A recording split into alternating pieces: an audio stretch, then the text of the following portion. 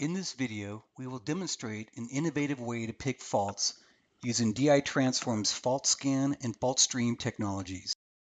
We'll start by showing the final result.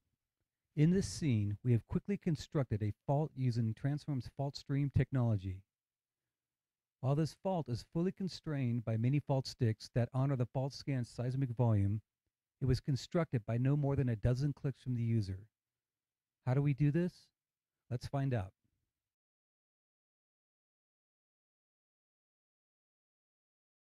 In this view, we are showing two seismic volumes at once. These two volumes are bump map co-rendered, where the background texture is from our fault scan fault probability cube, and the colored image is a standard amplitude volume. We can easily see the complex en-echelon faulting in this reservoir. So let's create a fault. We will identify a fault to pick by animating through time slices. This allows us to choose a fault of interest and to identify the vertical extent of the fault we will pick. Once we have identified the fault, we begin digitizing the fault using our fault stream technology.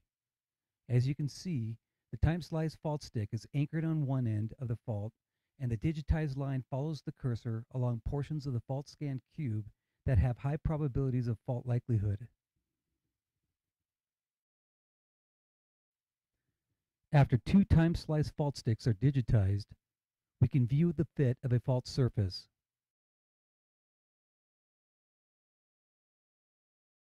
More importantly, we can turn on the fault projection tool so that we can see the projection of the fault on new time slices as we animate through the seismic volume.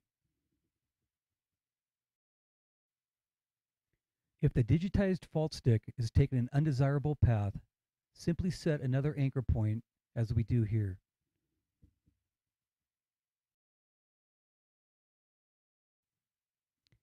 As we animate to a new plane, the projected fault quickly orients the user to digitize the next fault stick. We move the time slice again while keeping an eye on the projected fault. We then continue to digitize time slice fault sticks until the vertical extent of the fault is covered. The fault stream technique removes the tedium and repetition of digitizing fault sticks in seismic data.